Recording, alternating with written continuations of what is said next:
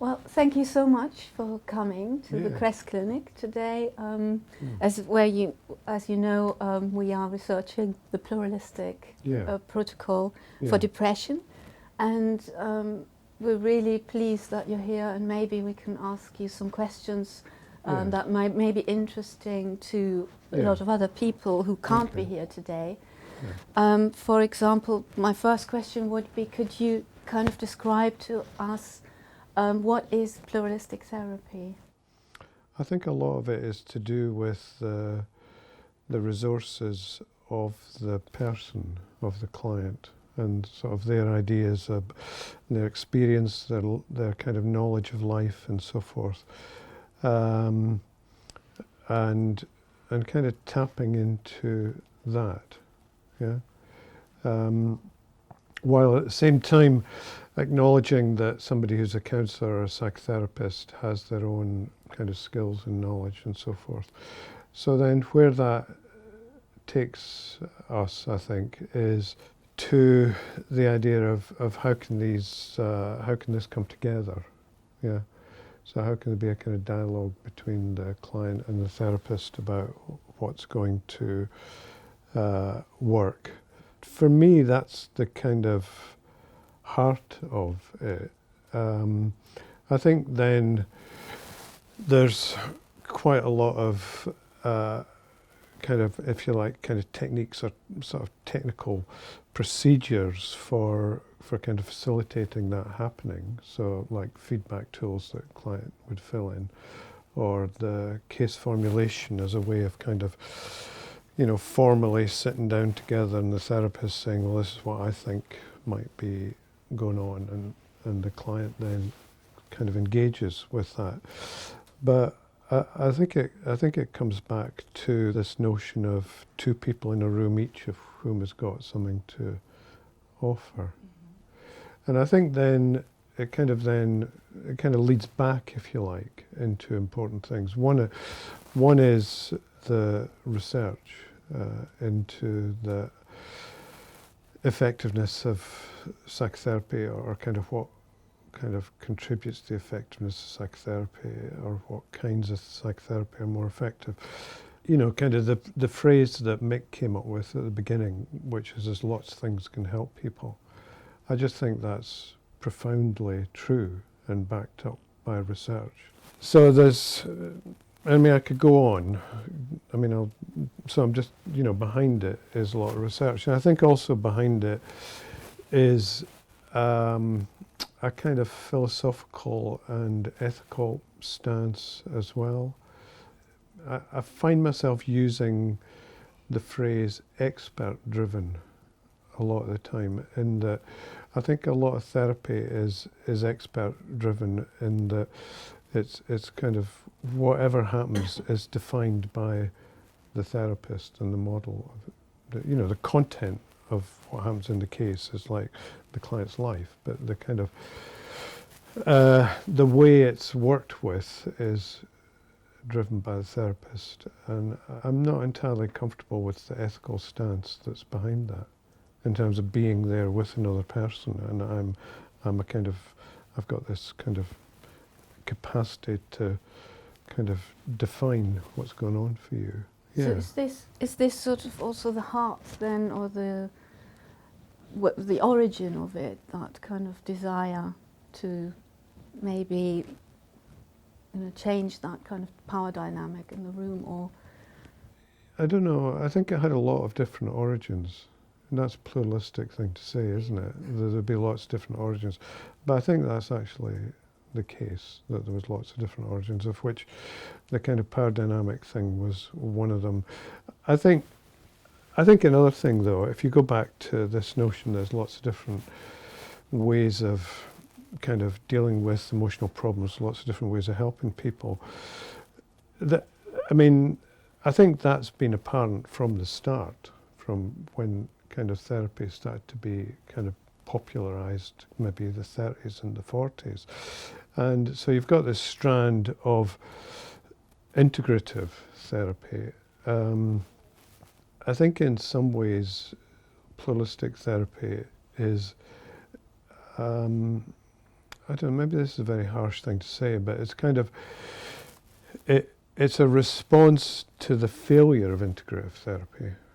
Because I don't think any of these forms of integrative therapy have in the end provided a coherent account of what to do. Yeah. Mm-hmm. I think what some of them have done is created kind of communities of therapists who've got a sort of shared understanding of their form of integrative therapy. Yeah. But these kind of types of integrative therapy are very partial responses to this kind of insight that there's lots of different things can help people, because they all just take maybe 2 or 3 things that help people and weld them together. And maybe that's better than just kind of one change process or one kind of technique. But it's still leaving a whole load of stuff that's not allowed to come into the therapy process. And you were saying that there was a failure and that they weren't perhaps so coherent, if I get this right. But would you say that pluralistic therapy is a more coherent way of bringing different... Yeah, I think it's really coherent. I think it makes a lot of sense, and it's really coherent, yeah. And how can you explain that, how it works in practice? Because I'm just imagining more and more people with more and more different techniques and more ideas and more different resources, different problems. If you bring all these together, how do you build something coherent out of that? Yeah, at that level, it's probably a bit chaotic, isn't it? There's a whole lot of different things can happen. You know, depending on the kind of knowledge base of the therapist and the knowledge base of the client, yeah? So the, I don't know, I mean, an example of that, I suppose this comes to mind because it's perhaps, I'm speaking to you and it's kind of connected with some of your research interests. But I remember a client who had a really terrible bereavement. A member of his family had committed suicide, and so we were meeting, and I was offering him what I could offer him, but I was really kind of interested in what made sense to him, and he was kind of reluctant. And he started. I mean, this is in Scotland, where there's a particular kind of strong tradition of the spiritualist church. So he said that what would be really meaningful for him would be to get a message from the person who died and to go to the spiritualist church. So we kind of spent quite a lot of time looking at that and in terms of what it meant to him, and then kind of processing the experience after he'd been to a meeting and, you know, things like this. So anyway, that is, where does that ever appear in a therapy protocol? I mean, it's like it's a bit, certainly unusual, right? But at another level, at what I would call a kind of meta-theoretical level, it's an example of working with the client's knowledge and preferences, and particularly around cultural resources, you know, activities that are available in his cultural world. And so I think it's a coherent meta theory, yeah, that actually allows probably just about anything to happen in the therapy. So, as you were saying, sort of seeing the person in context and validating or valuing their worldviews, their own assumptive world, and their values. And I'm wondering also, because you said earlier the resources of the person are so important, how is this different, or does it build on like Roger's actualizing tendency and seeing that people hold already those resources within them? Yeah. Is there a link to Rogers at all in pluralistic therapy? Stuff that comes from Rogers, like empathy and acceptance and being genuine things, that's just kind of permeated the whole field, I think. Yeah. So I think there's always Rogers there, but I think I'm often more interested in kind of tangible things. So the actualizing tendency to me is a kind of abstract principle or something. And so I'm interested in actually what the person does or what's available to them in their life. So that the example of that client with the spiritualist church. And in one of the ways I think that this is just sort of my interpretation of it, that I'd sort of routinely use the notion of the actualizing tendency is to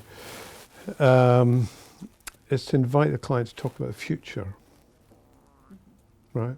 So this is kind of part of what the actualizing tendency means to me. It's like of a notion of becoming, of kind of having something in the future that I or a client would be striving for, so that when I like working with bits of paper and kind of diagramming things, and perhaps using a sort of lifeline, and there would always be quite a big space from now into the future, and I think that the people who come for therapy are often stuck in the now. Like they're going through some horrific cycle of ruminating and worrying and whatever else, and they've kind of lost hope in a future or lost sight of the future. And I think that kind of that is a kind of useful conversation to have. But then I'm interested in actually the tangible nature of the person's preferred future. Like getting a different job or moving to a different place or whatever. Mm-hmm. This could get us into a discussion about goals, but I'm interested in goals. And maybe we can return to that. Yeah, okay. Yeah. But before that, I was just wondering if we could just go back again to sort of the origins of pluralistic therapy, and maybe you could say a little bit about what brought you to this. I was trained in the person-centered approach, in a kind of very purist form of the person-centered approach, and I found that I got a lot from that personally, and sort of skills I could use with clients and things like that. I was trained, I was in my 30s when I was trained. I had already had different kinds of therapy as a client. I was teaching psychology, and in particular personality and abnormal psychology. So I kind of knew about many different therapy approaches, and pretty soon after I finished my training, I published a therapy textbook, Introduction to Counselling. So the first edition of that was in 1993. So that was like kind of everything, and and different editions of it got more of everything and more of everything. So it's like an important part of my professional identity has been a kind of openness to everything, right? Because there's no point in writing a textbook like that and saying, well, actually, I don't know, it's maybe got like 20 different models in it, and saying, well, actually, this is the one you want to look at, the rest of them are crap. I mean, that's not doing anybody a service. So I was then, and that book came out of my teaching, which had gone back earlier than that, and predated the therapy training I'd had, and it predated your therapy training. The teaching personality theory and so on, to psychology students, and so that was a sort of constant reminder to me of this idea there's lots of different things that work. And then the other thing it was a reminder to me was that different therapy traditions are particularly good at certain things. And the other therapy traditions kind of struggle with these same things. So an example of this would be the CBT and the understanding of the therapy relationship that people have in CBT. So when I was starting this book in the 1990s, there wasn't really much on the working alliance and CBT and the therapy relationship and CBT. And then, you know, you turn to the sort of psychodynamic chapter and it's like wall-to-wall relationship stuff. And it's like this, to me, always seemed deeply unsatisfactory.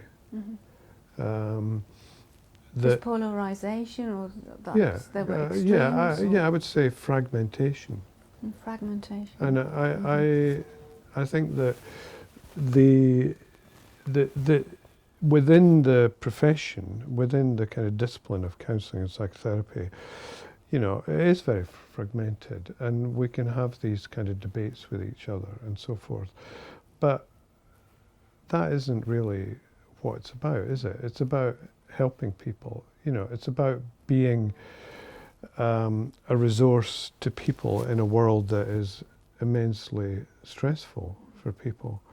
And I think, you know, another kind of message of pluralistic therapy is kind of, well, let's get our act together. I mean, why not do something with a client that would be helpful for them just because it's not part of your model? You see what I mean? Okay, so maybe before we finish, I wanted to just ask you, sort of, if there's anything that, you know, you would have done differently if you were to start again with the pluralistic therapy, or what you, and where you. Well, let's leave it with that question first. It's actually two questions. I still have.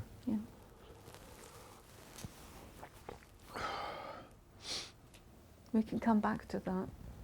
Yeah, have you got another question up your sleeve? I've got another question, which is, what's your own sort of preferred way of what would you prefer or like to see for pluralistic therapy, and have you got a vision sort of for where it's going, if that fits with the approach? Because I know you said there are these developments, but what's your own personal vision for it? Oh, yeah, okay. You want the vision or the nightmare? Right. Okay. Well, I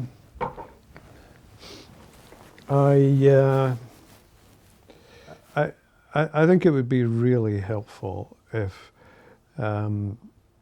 schools of therapy just got closed down, and you know, the schools of therapy, Gestalt therapy, transaction analysis, person-centered, psychodynamic, many different sub-varieties of psychodynamic. They've been massively productive. I mean, there's a huge legacy from them of ideas and techniques and methods and, you know, and research and so forth. But I think that I think it's become more of a hindrance than anything else, right? And that my kind of hope, or in the sense of a positive vision, would be for therapists to work in teams, right? I think the notion, I think, you know, even if you're working with an individual client, I think there's really important things from being part of a community of practice, or a professional kind of grouping in some way, right? But then just to use the knowledge that's around from theory and research and so forth, to develop whatever are the best, most helpful types of therapy for different groups of people. You know, to be willing to move with in line with a society that seems to be moving more and more quickly. Yeah. So if you take I mean, when I was trained many years ago, you know, I don't think there was email actually, right? So the idea of having some sort of therapy on the internet, it's like didn't exist, did it? And then now there's that project that Mick and people from Metanoia were involved in with avatars. And I mean, I will never understand that. I'm too old to understand that. But it's like that seems to be really helpful for certain people, isn't it? Yeah? And there's a huge amount of possibilities. There's a lot of knowledge and so forth.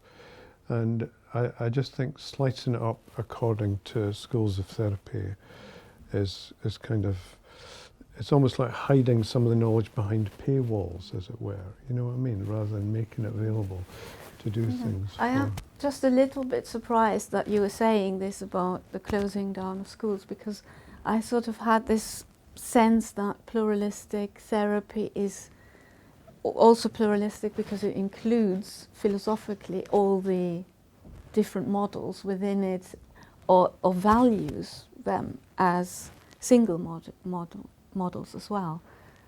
So that there's a valuing of the richness of what's on offer, whether that's a sort of a single school kind of offering, or whether it's an integrative, or whether it's a more eclectic mix. And I'm wondering if closing down those kind of traditional schools, you know, that are perhaps more deeply rooted in a particular philosophy or stance, would that perhaps then diminish that whole range, that variety, and perhaps also cut off, as you say, we're feeding on them, some of that nutrition or that nourishment that comes in, if that depth isn't somewhere dealt with, if they aren't somewhere places where that's developed at real depth.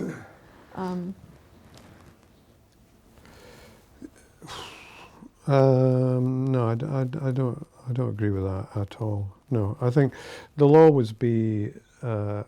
I mean, the human race is very creative, and you know, there'll always be people critical of whatever ideas there are and trying to develop new ideas. I mean, this will always go on. Yeah. I think we're also there's a whole other area that we haven't particularly touched on, which is the relationship between psychotherapy and science, right? Which I think is deeply problematic, and but I think it's actually the difficulties in the relationship between psychotherapy and science are exacerbated by the fact that there's kind of multiple mini scientific communities. You know, there's a CBT community, there's a psychoanalytic community doing research and things like that. And anyway, I think that the different schools of therapy from pluralistic point of view, this is maybe going to sound really terrible, but they're kind of rich pickings, right? I don't particularly buy into the idea that they are coherent wholes, right? Maybe person-centered was a coherent whole for Carl Rogers, and psychoanalysis was for Sigmund Freud, but I do not accept that they are kind of intellectually coherent wholes in themselves, right? They've got kind of values and visions and things like that, and then they've got nitty-gritty practices and things like this. And I think all of these are of interest, yeah. But I think there's a certain amount of arbitrariness in the way they've sort of come together, right? As a kind of particular approach. That danger of the schoolism, or where actually, if you look at individuals like Freud or Rogers, you see a coherent. Okay. I think, but just it's in terms of the relationship between psychotherapy and science, then it's occurred to me that actually the science that is kind of obviously successful, like a lot of medical science, and the kind of science that produces new kind of electronics and stuff like that, is industrial scale science, right? In which there's different teams of researchers in different universities and research institutes and so on, at some level collaborating and another level competing with each other and things like that, and that we don't have enough. In most of the things that we're looking at in therapy, there's not enough scientific kind of person power to actually solve these problems, and that sorry, I'm losing track of what I'm trying to say here. What were we talking about? Schools versus individual, like individual therapists who have developed a coherent approach that is then copied. Right, okay, yeah, and this was like a couple of years ago. I was asked to do a keynote lecture on the relationship between psychotherapy and science. So I thought, I've really got to think about these things, right? And then the kind of really successful sciences have got people working around theory, yeah? So if you take in physics, there's theoretical physicists, isn't there? Right, and they're kind of trying to put together the different information and things like that. Now, in therapy, the schools of therapy, there's precious little of that, right? And so, to give you an example, I'm interested in metacommunication, right? So I'm kind of then interested in not just sort of my ideas about metacommunication, but what is there out there in the literature, okay? So then there's a literature that in recent years Clara Hill has kind of tried to bring together on the notion of immediacy, right? So metacommunication has got something to do with immediacy. And then there's another literature within psychodynamic or psychoanalytic psychotherapy on transference interpretations. And then there's kind of coding systems for transference interpretations. When I look at that, I think, well, some of these transference interpretations could be metacommunication, and some of them could not. Yeah. So there's then the kind of concept of metacommunication within pluralistic therapy, which in itself is a kind of hybrid of other ideas about metacommunication, go back to Gregory Bates and people like that. And then kind of at a more kind of level like this, in the therapy world, there's people studying phenomena that we don't really know whether that's the same as metacommunication. See what I mean? And it's like, I personally don't think there's many folk trying to work on that.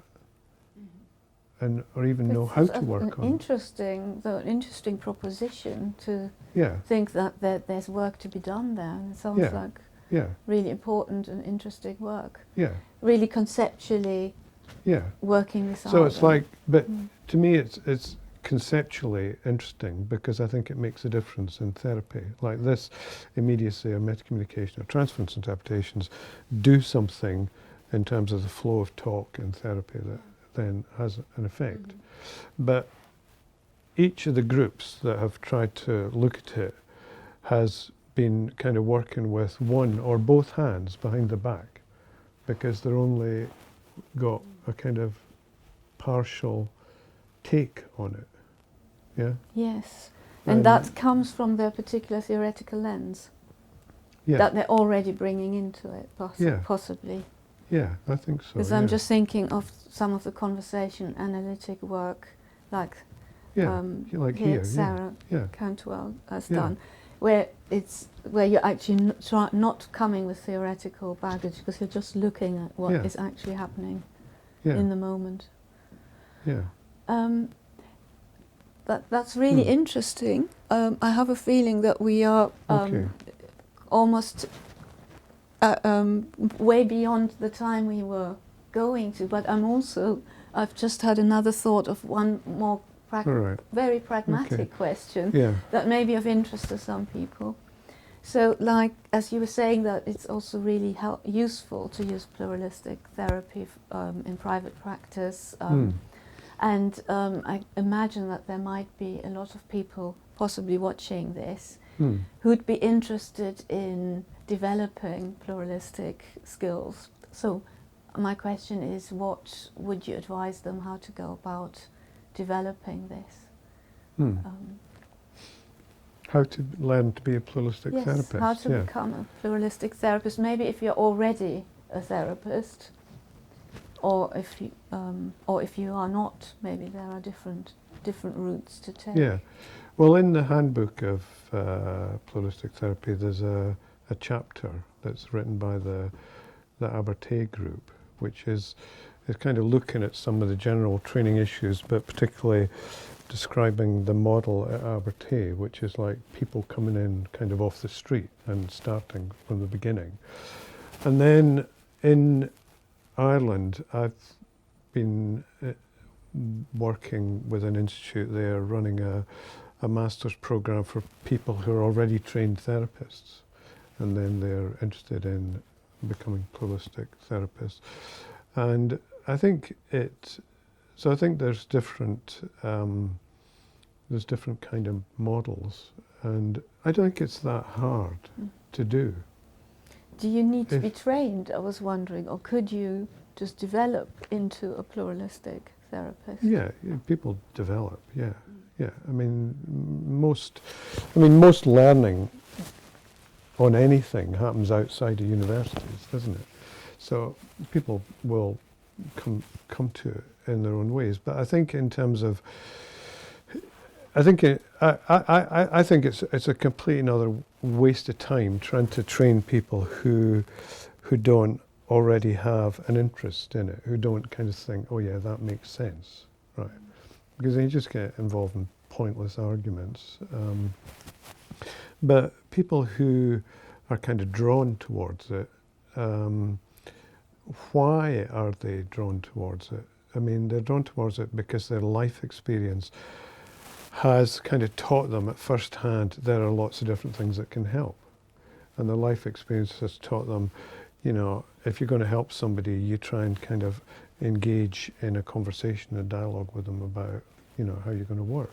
You know, whether they've been like a teacher or a social worker or a parent or something like that. You know, so it's not that it's not that difficult to learn, I don't think, in the context of doing some sort of training. I think that one of the things that is perhaps needed at the moment is kind of ongoing, like CPD and things like that. Yeah, I think some of the things that you would do as a pluralistic therapist, like using measures and you know, as a kind of conversational tool to get the client's view and then have a conversation about it. Sometimes it can seem takes too long or things like that, or it's not getting much out of it and it kind of slips away. Yeah, and So I've kind of noticed that with people I've supervised, that they kind of, Are you saying the meta communication slips away as well, or? No, I think I'm just talking about something really mundane. Is they need people to talk to sort of keep their kind of professional identity and skills alive, without resurrecting the whole discussion we had about schools of therapy. One of the things schools of therapy do for people is they give them other like-minded people to talk to, you know, through journals and magazines and meetings and stuff like that. Anything else you'd like to add before we actually finish? Well, I think it's going to look really bad on this video if I haven't answered your question about what would I have done differently. It would have been better to have got started 10 or 15 years earlier, because by the time we had this idea came into our kind of shared awareness on a long train journey one day, we were already mega committed to a whole lot of other things, research and writing and things like that. And I think that when you look at how, you know, the whole kind of complex support mechanism around kind of new ideas about how to do therapy, you know, how that actually develops, it requires a group of people who are solely devoted to that. And we haven't been able to do that. And I kind of, one of my hopes is that some younger person will come along who just wants to kind of totally run with it. And they've got loads of support from Mick and me and other people. But I think that's been one of the, the kind of regrets I've got. Well, the call's gone out now, so. Yeah, okay. Thank you so much, for bearing with me for so much longer. And I'm sure that other people will have questions, but I think we probably need to have a break.